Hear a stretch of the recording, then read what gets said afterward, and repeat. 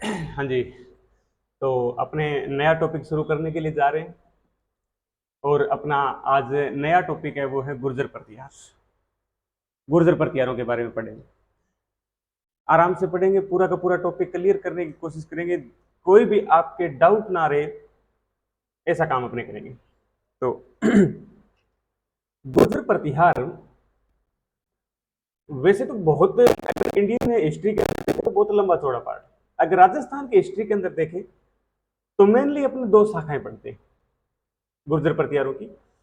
एक पढ़ते हैं मंडोर शाखा, एक दूसरी अगर कोई पढ़नी पड़ती है राजस्थान के अंदर तो अपने भीनमाल शाखा का थोड़ा बहुत जिक्र कर लेते हैं। वैसे मेनली तो भीनमाल शाखा एक बड़ी शाखा मानी जाती है। मंडोर शाखा पुरानी जरूर मानी जाती है, लेकिन ज्यादा कोई विशेषता नहीं पाई जाती है इसकी। गुर्जर प्रतिहार, ये गुर्जर प्रतिहार लोग, प्रतिहार शब्द, ये जो प्रतिहार शब्द है, इस प्रतिहार शब्द का अर्थ होता है द्वारपाल।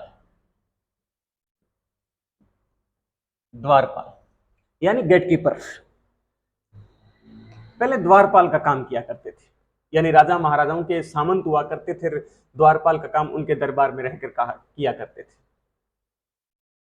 धीरे धीरे अपनी शक्ति को संगठित करते हैं और उत्तरी भारत पर राज करना शुरू कर देते हैं। ये लोग गुजरातरा प्रदेश के अंदर रहे, जिसको वर्तमान में अपने गुजरात कहते हैं। गुजरातरा प्रदेश के अंदर रहे और वहां पर ज्यादा राज किया, इसलिए इनके नाम के आगे लगना शुरू हो गया कि गुर्जर प्रतिहार। मेनली तो प्रतिहार है, लेकिन गुजरात प्रदेश में रहे तो गुर्जर प्रतिहार बन गए। तो गुर्जर प्रतिहार स्वयं को लक्ष्मण के वंशज यानी सूर्यवंशी या रघुवंशी मानते हैं लोग। कहते हैं जी हम तो सूर्यवंशी या रघुवंशी है या लक्ष्मण के वंशज हैं। अब हमको गुर्जर प्रतिहारों के बारे में पढ़ना हो तो इनकी जानकारी हमें कहां मिलती है? तो गुर्जर प्रतिहारों के उल्लेख की बात करें तो उल्लेख की दो बातें इंपॉर्टेंट हो जाती। दो बातें कौन कौन सी इंपॉर्टेंट होती? तो एक तो बाण भट्ट, राइटर हुआ करते थे बाण भट्ट, और बाण भट्ट की रचना हुआ करती थी हर्षचरित। बहुत फेमस रचना है हर्षचरित। बाण भट्ट की रचना हर्षचरित के अंदर गुर्जर प्रतिहारों का उल्लेख में मिलता है। दूसरा, एहोल अभिलेख। एहोल अभिलेख, यह अभिलेख पुलकेशिन द्वितीय का है। पुलकेशिन द्वितीय का। इस एहोल अभिलेख के अंदर गुर्जर प्रतिहारों का उल्लेख किया गया है। ये अभिलेख लिखा था रवि कीर्ति। कभी कोई पूछ ले इंडियन हिस्ट्री के अंदर कि एहोल अभिलेख किस के काल में रचित हुआ, तो आप लिखोगे पुलकेशिन द्वितीय के काल में या पुलकेशिन द्वितीय का। ये किसने लिखा? तो रवि कीर्ति। इन दोनों जो जानकारी के स्रोत है उसके अंदर गुर्जर प्रतिहारों का उल्लेख मिलता है। पुराना उल्लेख मान सकते हैं कि इन्हीं के अंदर मिलता है। अब बात आती है कि गुर्जर प्रतिहारों की कुल देवी। अपने सभी की सभी कुल देवियां पढ़ लेते हैं। कछवाओं की कुल देवी कौन सी थी, मेवाड़ के गोहिल वंश की कुल देवी कौन सी थी, इधर मारवाड़ के राठौड़ वंश की, बीकानेर के राठौड़ वंश की कुल देवी कौन सी थी, चौहानों की कुल देवी कौन सी हुआ करती, सारे पढ़ते हैं। लेकिन ये कम ही पढ़ते हैं कि गुर्जर प्रतिहारों की कुल देवी। तो गुर्जर प्रतिहारों की कुल देवी आप याद कर लेना, चामुंडा माता। चामुंडा माता। मेहरानगढ़ दुर्ग के अंदर चामुंडा माता का मंदिर भी है, लेकिन अपने कभी गौर नहीं करते कि चामुंडा माता का मंदिर यहां पर क्यों। राठौड़ों की कुल देवी तो नागणेची माता, इसलिए नागणेची माता की मूर्ति होना तो जायज बात है। चामुंडा माता की मूर्ति यहां पर कैसे आई? क्योंकि इस क्षेत्र पर पहले गुर्जर प्रतिहारों का राज हुआ करता था और गुर्जर प्रतिहारों ने अपनी माता को पूजना जिसको शुरू किया था, वो माता थी चामुंडा माता। अब इनकी जो जानकारी के और इनकी जानकारी मिलती है वो क्या क्या है, कौन कौन से राइटर ने इनके बारे में क्या क्या लिखा, इनकी उत्पत्ति कैसे हुई। कोई भी पार्ट अपने शुरू करते तो सबसे पहले उत्पत्ति। हिस्ट्री, कोई भी हिस्ट्री में कोई भी वंश पढ़ रहे हैं, राजवंश पढ़ रहे हैं, तो पहले उत्पत्ति पढ़ते हैं। वो उत्पत्ति देखो। उत्पत्ति अलग अलग राइटरों के अलग अलग मत है। आरसी मजूमदार, आरसी मजूमदार ने कहा ये लक्ष्मण के वंशज हुआ करते थे, भगवान राम के भाई लक्ष्मण हुआ करते थे, उनके वंशज हुआ करते थे गुर्जर प्रतिहार। आगे चलकर धीरे धीरे शक्ति को संगठित किया, राजा बन गए। और खुद गुर्जर प्रतिहार भी यही मानते हैं कि हम लक्ष्मण के वंशज थे, इसलिए सूर्यवंशी या रघुवंशी इनको कहा जाता है। डॉक्टर गौरीशंकर हीराचंद ओझा ये कहते जी, मैं आपको सही बताता हूं, ये क्षत्रिय थे। क्षत्रिय होने के कारण इनका काम हुआ करता था कि हम राजपाट करें। क्षत्रियों का काम राजपाट किया करना होता था, तो ये राजपाट करते थे, इसलिए गौरीशंकर हीराचंद ओझा का मत है कि क्षत्रिय थे। जॉर्ज कैनेडी, विदेशी जितने भी राइटर हुआ करते थे उनकी ज्यादा से ज्यादा यही सोच हुआ करती थी कि इनको विदेशी बताया जाए। तो जॉर्ज कैनेडी ये कहता है कि जी ईरान, मूल स्थान इनका ईरान हुआ करता था, फिर धीरे धीरे भारत की ओर बड़े राज करना शुरू किया। तो जॉर्ज कैनेडी क्या बताते हैं, तो ईरानी। मिस्टर जैक्सन, मिस्टर जैक्सन तो सीधे डायरेक्ट लिख देते, कोई मूल वगैरह कहां, कोई देश वगैरह नहीं बताते, ये सीधे लिख देते कि विदेशी थे। तो जॉर्ज कैनेडी तो ईरानी मूल का, मिस्टर जैक्सन विदेशी। कनिंघम, कनिंघम ने कहा जी ये कुषाण वंश के हुआ करते थे, पहले कुषाण वंश में राजा हुआ करते थे, कुषाण काल चलता था, फिर इनकी स्थिति डाउन हुई, फिर धीरे धीरे दोबारा अपनी शक्ति को संगठित करके गुर्जर प्रतिहार के नाम से दोबारा शासन करना शुरू किया। ये मिस्टर ये कनिंघम ने कहा। फिर डॉक्टर भंडारकर, डॉक्टर भंडारकर कहते हैं खिजरों की संतान हुआ करते थे, खिजरों की संतान। लगभग इनका 90% ये मान सकते हैं कि ये विदेशी मानते थे। तो खिजरों की संतान माना वो डॉक्टर भंडारकर ने। एक स्मिथ स्टैनफोनो नाम का इतिहासकार हुआ, उसने कहा जी हुण वंशीय थे, और हुण विदेशी थे, तो विदेशी भी मान सकते।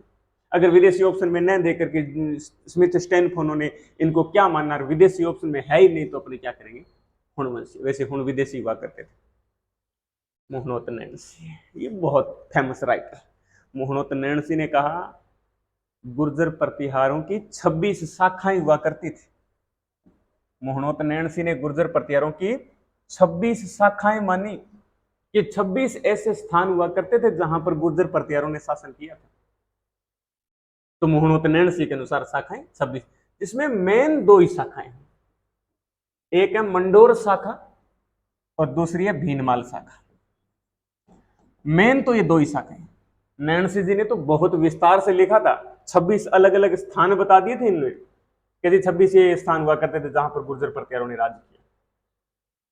लेकिन मेनली अपने 2 ही शाखा इंपॉर्टेंट है, तो वो 2 शाखा अपने पढ़ते हैं।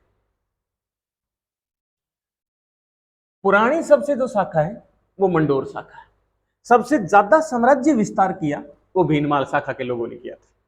तो पहले अपने जो पढ़ेंगे वो है मंडोर शाखा। मंडोर शाखा में देखो राजा कौन कौन है, किस किस तरीके से आगे बढ़े। शाखा है मंडोर शाखा। मंडोर शाखा के बारे में, यानी मंडोर शाखा के गुर्जर प्रतिहार अपने पढ़ ही रहे हैं, तो कहां ऐसी जानकारियां उनके बारे में हमें मिलेगी। तो जानकारी के स्रोत आप याद करना, एक है बाउक प्रशस्ति। प्रशस्ति तो जानते ही होंगे आप, राजा की प्रशंसा में पत्थर पर लिखा हुआ लेख प्रशस्ति कहलाता है। बाउक प्रशस्ति के अंदर गुर्जर प्रतिहारों की मंडोर शाखा की जानकारी हमें मिलती है। और दूसरा है गटियाला शिलालेख। बाउक प्रशस्ति और गटियाला शिलालेख के अंदर गुर्जर प्रतिहारों की जो मंडोर शाखा है उसके बारे में हमें जानकारी मिलती है। तो दोनों की दोनों वर्तमान में जोधपुर के अंदर ही है। तो ये है,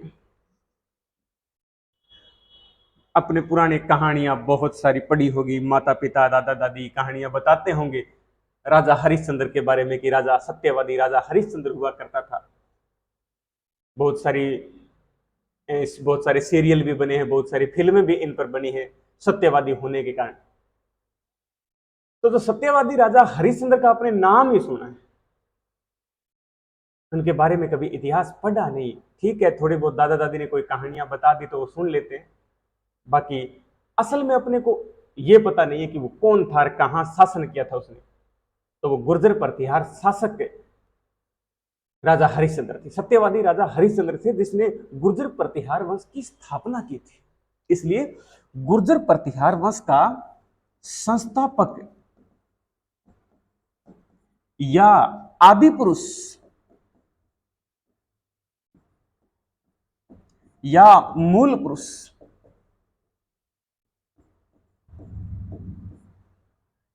संस्थापक, मूल पुरुष या आदि पुरुष पूछ ले तो राजा हरिश्चंद्र थे। इनका एक और नाम, उपनाम याद कर लेना, कभी कोई पूछ ले तो उपनाम रोहिल्दी के नाम से इनको जाना जाता है।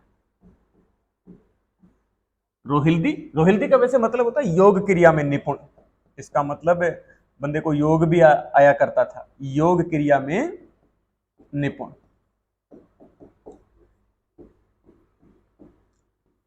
सत्यवादी होने के साथ पूरा फ्लेक्सिबल भी था ये। तो उपनाम रोहिल्दी हुआ करता था। राजा हरिश्चंद्र के वैसे दो रानियां हुई थी, दो रानियां हुई थी। एक तो थी ब्राह्मण रानी और दूसरी थी क्षत्रिय रानी। ब्राह्मण रानी और क्षत्रिय रानी। जो ब्राह्मण रानी है उससे जो संतान पैदा हो वो तो ब्राह्मण, और क्षत्रिय रानी से जो पैदा होंगे वो क्षत्रिय। ब्राह्मणों का काम पढ़ाई लिखाई का काम, ब्राह्मणों का काम पढ़ाई लिखाई पेन उठाया करते थे, और क्षत्रियों का काम हथियार उठाना। इसलिए राजपाट करेंगे वो तो क्षत्रिय करेंगे, और पढ़ने लिखने का काम करेंगे वो ब्राह्मण करेंगे। जो क्षत्रिय रानी थी उसका नाम था भद्रा। क्षत्रिय रानी भद्रा से 4 संतान याद करनी। भोग भट्ट, कदक,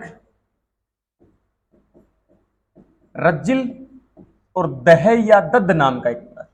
ये 4 संतान थी क्षत्रिय रानी भद्रा की। कहते हैं कि राजा हरिश्चंद्र के संतान ये चारों क्या करते हैं, मंडोर और इसके आसपास के इलाके को जीतते हैं। मेन स्थान मंडोर है, इसके आसपास का जो फलोदी वाला एरिया उसको त्रिवेणी कहा जाता था। इधर जोधपुर के आसपास का क्षेत्र रोहिस कूप के नाम से भी जाना जाता था। इस क्षेत्र को जीता। तो मूल पुरुष तो बाप का ही नाम आएगा, मेन तो जीता तो इन चारों ने, मेन ये चारों ने जीता। फिर चारों ने समझौता किया कि यहां का राजा किसको बनाया जाए, मंडोर और इसके आसपास के क्षेत्र में राजा किसको बनाया जाए। समझौता करके फिर एक को राजा बनाया गया, उसका नाम था रज्जिल। अगला राजा देखो रज्जिल। 560 ईस्वी के आसपास की घटना है।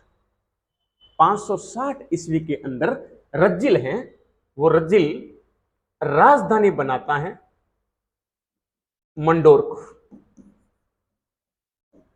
मंडोर राजधानी बनने का मतलब यह हुआ कि गुर्जर प्रतिहार वंश के एक मूल स्थान बन गया, और जो बंदा मूल स्थान पर अधिकार करता है वो वास्तविक संस्थापक माना जाता है। इसलिए गुर्जर प्रतिहारों की मंडोर शाखा का संस्थापक पूछ ले तो आप रज्जिल करो। मूल पुरुष, आदि पुरुष या संस्थापक तो हरिश्चंद्र है, लेकिन मंडोर शाखा किसने शुरू की, उस बंदे का नाम है रज्जिल। रज्जिल के दरबारी कवि का नाम हुआ करता था नरहरि।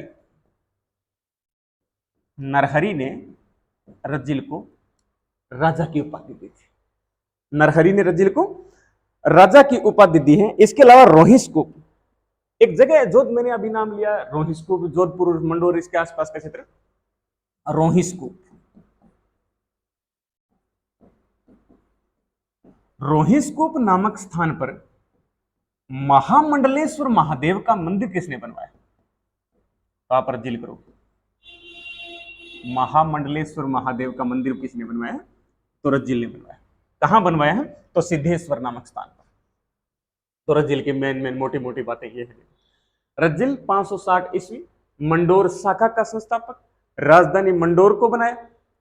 दरबारी राइटर हुआ करता था नरहरि। नरहरि ने इनको राजा की उपाधि दी। रोहिस्कूप में महामंडलेश्वर महादेव का मंदिर बनवाया रज्जिल। फिर आगे अगला नरभट्ट। नरभट्ट नाम का राजा गद्दी पर बैठता है। नरभट्ट जिसकी दो उपाधियां याद करनी, एक है पीलापणी, एक है पिल्लोपेली। पिलापणी और पिल्लोपेली, ये दो उपाधियां धारण की, जिसमें से जो पिलापणी, पिलापणी का मतलब ये होता है गुरुओं और ब्राह्मणों का संरक्षण करता, गुरुओं और ब्राह्मणों का संरक्षण करता। ये तो मतलब हुआ पिलापणी का। पिल्लोपेली की उपाधि नरभट्ट को दी थी वो चीनी यात्री ह्वेनसांग ने दी थी। चीनी यात्री ह्वेनसांग ने पिल्लोपेली की उपाधि दी, जिसका अर्थ होता है साहसिक कार्य करने वाला, साहसिक कार्य करने वाला, ये पिल्लोपेली का मतलब होता है।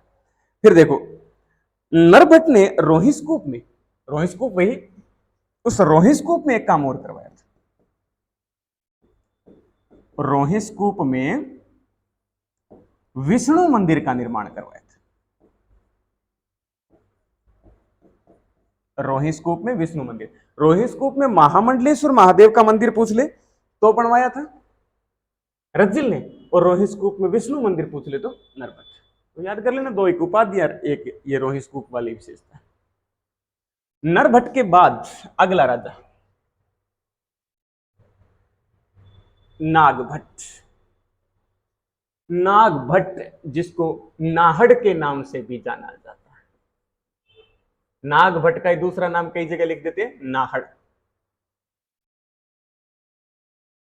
नागभट्ट या नाहड़ ने राजधानी मेड़ता को बनाया। इसका मतलब साम्राज्य विस्तार हुआ है। पहले गुर्जर प्रतिहारों की राजधानी मंडोर थी, यह मंडोर वाला एरिया था। इन्होंने थोड़ा बहुत और साम्राज्य विस्तार किया और मेड़ता वाले इलाके पर कब्जा कर लिया। इसलिए मंडोर से इतनी दूर तक जा जाकर राजपाट नहीं संभाला जा सकता, इसलिए एक और राजधानी बना ली जिसको मेड़ता बोलते हैं। मेन तो मंडोर ही है इनकी राजधानी, लेकिन एक और केंद्र स्थापित कर लिया जहां जाकर ये राजपाट कभी कभार जाकर संभाल सके, इसलिए राजधानी इनकी बोलते हैं मेड़ता। कोई पूछ ले कि मेड़ता को राजधानी गुर्जर प्रतिहारों के कौन से राजा ने बनाई, तो आप तो याद करो नागभट्ट। इनकी रानी का नाम था जज्जिका देवी। नागभट्ट की रानी का नाम है जज्जिका देवी, और जज्जिका देवी के दो संतान, एक का नाम है भोज और दूसरा तात। भोज और तात नाम के दो राजा। ये भोज और तात दोनों ही आध्यात्मिक प्रवृत्ति के व्यक्ति, दोनों ही आध्यात्मिक है, सत्संग वगैरह के अंदर जाते हैं। तो राजा किसको बनाए? नागभट्ट के तो टेंशन होगी कि यार दोनों ही सत्संग में जाते हैं, दोनों ही आध्यात्मिक प्रवृत्ति के हैं, दोनों ही संत बनना चाहते हैं, तो मैं राजा किसको बना? तात छोटे वाला तो स्पष्ट ही जवाब दे देता है, अपने राज पाट नहीं संभाल, अपने को कोई मतलब नहीं, अपने मोह माया से दूर है। भोज भी आध्यात्मिक प्रवृत्ति का था। नागभट्ट ने कहा यार तू तो कम से कम संभाल है, बड़ा है तू, किसी और को थोड़ी दिया जाएगा साम्राज्य, तू संभाले। तो भोज अगला राजा बनता है। भोज गुर्जर प्रतिहारों में आध्यात्मिक प्रवृत्ति का व्यक्ति कौन था, या आध्यात्मिक प्रवृत्ति का शासक कौन बना? तो ये भोज बना, आध्यात्मिक प्रवृत्ति का शासक था। फिर यशोवर्धन, मैंने नाम बीच में कोई कई बार सीक्वेंस पूछ लेते, आजकल ऐसी परंपरा होगी कि राजा महाराजों का सीक्वेंस वाइज पूछ लेते, तो मैंने यशोवर्धन नाम लिख दिया। कोई वैसे खास विशेषता नहीं, कोई इनकी इंपोर्टेंट विशेषता नहीं है। फिर राजा लिखा मैंने चंदुक, चंदुक की भी कोई विशेषता नहीं, सीक्वेंस वाइज राजा याद करने हो तो याद कर लेना इनको। फिर देखो सिलुक नाम का राजा, सिलुक वलमंडल, लाइन मैंने लिखी है, वलमंडल के शासक देवराज भाटी को आया। अब आप सोचोगे वलमंडल ये क्षेत्र कौन सा आ गया? देखो भाटी, और भाटियों का शासन हुआ करता था जैसलमेर के अंदर। इसका मतलब जैसलमेर तो बाद में बसा था, इस क्षेत्र को पहले वल्ल प्रदेश या मांड प्रदेश के नाम से जाना जाता था। आज भी कुछ स्थान है जिसको अपने कोई कल्चर के अंदर पढ़ते हैं तो मांड गायकी वगैरह पढ़ते हैं ना, तो वही स्थान पहले मांड क्षेत्र था, वलमंडल भी क्षेत्र था। वो वलमंडल जैसलमेर वाला एरिया हुआ करता था, वहां का राजा हुआ करता देवराज भाटी। देवराज भाटी को हराया कौन से गुर्जर प्रतिहार शासक ने, तो सिलुक याद करना आप। फिर देखो जोधपुर के अंदर सिद्धेश्वर मंदिर का निर्माण करवाया। सिलुक की एक और बात है कि जोधपुर में इसने सिद्धेश्वर मंदिर बनवाया। बस इतनी दो बातें याद कर लेना इसकी। फिर मैंने लिखा झोट प्रतिहार। गुर्जर प्रतिहारों में एक ऐसा शासक है जो वीणा बजाया करता था। वीणा वादक शासक कौन हुआ, तो वो है झोट प्रतिहार। और इसने गंगा में जल समाधि ली थी। गंगा में जल समाधि ली। अब किसी ने अगर गुर्जर प्रतिहार पहले कभी पढ़ा है तो कहोगे कि सर आप तो गलत बोल रहे, गंगा में जल समाधि तो भीनमाल शाखा के नागभट्ट सेकंड ने ली थी। हाँ बिल्कुल सही है आपकी बात, नागभट्ट सेकंड ने भी गंगा में जल समाधि ली, वो भीनमाल शाखा का था। लेकिन मंडोर शाखा के गुर्जर प्रतिहारों में किसी ने गंगा में जल में समाधि ली तो वो झोट प्रतिहार। ये दोनों अलग अलग है, दोनों गंगा में जल में समाधि लेने वाले। फिर राजा बना कक। कक प्रतिहार राजा बना। जब मंडोर में कक नाम का राजा था उस समय बेनमाल शाखा में राजा वत्सराज हुआ करता था। और वत्सराज ने कन्नौज को लेकर चलने वाले त्रिपक्षीय संघर्ष की शुरुआत की थी। अगले वाले पार्ट में पढ़ेंगे अपने जो भीनमाल शाखा उसमें कि वत्सराज ने कन्नौज को लेकर जो त्रिकोणीय संघर्ष चला था उसकी शुरुआत की थी। बंगाल के पाल वंश को हराया था। उसमें गुर्जर प्रतिहारों की भीनमाल शाखा का तो वत्सराज था और मंडोर शाखा का कक था। कक ने वत्सराज की सहायता की थी, यानी वत्सराज का सामंत था एक कक।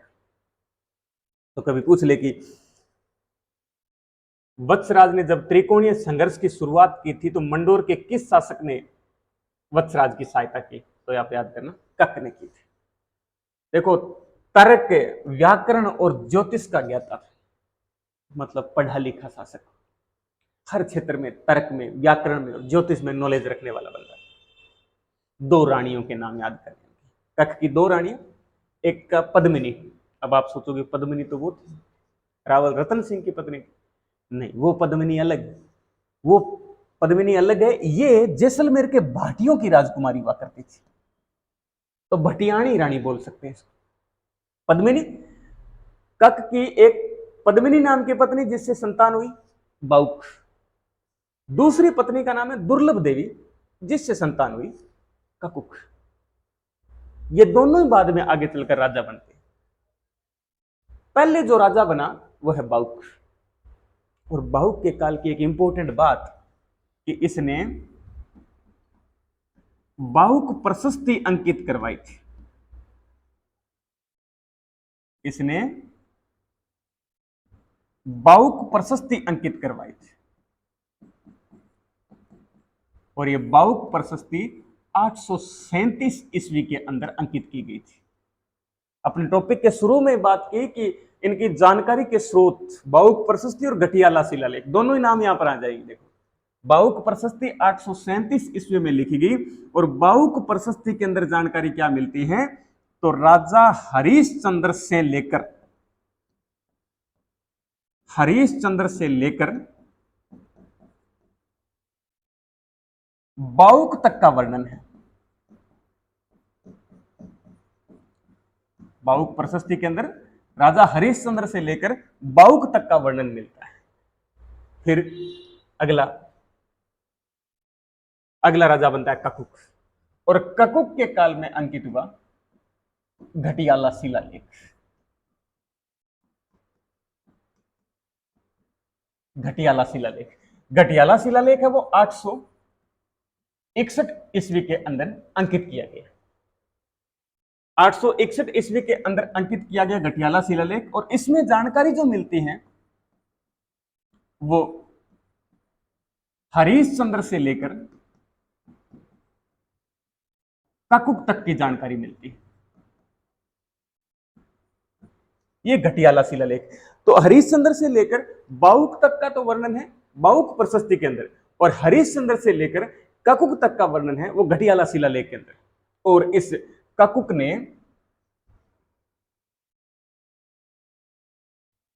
जय स्तंभ बनवाया था, जय स्तंभ या विजय स्तंभ का निर्माण करवाया था, और वो जय स्तंभ या विजय स्तंभ इसने मंडोर में बनवाया था। तो राजस्थान का दूसरा जय स्तंभ या विजय स्तंभ कौन सा है? तो ये वाला ही, जोधपुर के अंदर है वर्तमान में। राजस्थान का सबसे पुराना विजय स्तंभ तो है बयाना दुर्ग के अंदर, जो समुद्रगुप्त ने बनवाया था। राजस्थान का दूसरा पुराना पूछ ले तो ये वाला है। घटियाला शिलालेख या जय स्तंभ ये दोनों के दोनों ककुक के हैं, और ककुक ने जो घटियाला शिलालेख अंकित करवाया था उस घटियाला शिलालेख के दो पार्ट हैं। ये जो घटियाला शिलालेख है ना, इसके दो पार्ट हैं, दो पार्ट है। पत्थरों पर इतिहास लिखा गया है, जिसमें एक को बोलते हैं माता की साड़, माता की साड़ बोलते हैं, और दूसरा ये जय स्तंभ आई गया। दूसरा को जय स्तंभ भी बोल देते हैं, और इसको विष्णु मंदिर प्रशस्ति भी बोल देते हैं, विष्णु मंदिर प्रशस्ति बोल देते हैं। विष्णु मंदिर प्रशस्ति या जय स्तंभ बोल देते हैं। इसको जोधपुर शहर के परकोटे के अंदर इस पत्थर को लगा दिया गया। जब जोधपुर के चारों ओर के परकोटे यानी दीवार का निर्माण हो रहा था, सुरक्षा बढ़ाई जा रही थी, उस समय इस पत्थर को लगा दिया गया था दीवार के अंदर। बाद में किसी इतिहासकार की नजर पड़ी कि इसके ऊपर कोई इतिहास लिखा गया है, तो उस पत्थर को निकाला गया तो पूरे के पूरे मंडोर शाखा के राजाओं की जानकारियां मिली। तो ये वाले मंडोर शाखा के गुर्जर प्रतिहार हो गए थे। मंडोर शाखा में इतना इंपॉर्टेंट है, आप इतना पढ़ लेना। बाकी अगली जो शाखा बचती है वो है भीनमाल शाखा। अगली क्लास के अंदर अपने भीनमाल शाखा को पूरे डीप तरीके से पढ़ेंगे, कोई भी क्वेश्चन आपका छूटे ना। ठीक है, ओके, धन्यवाद।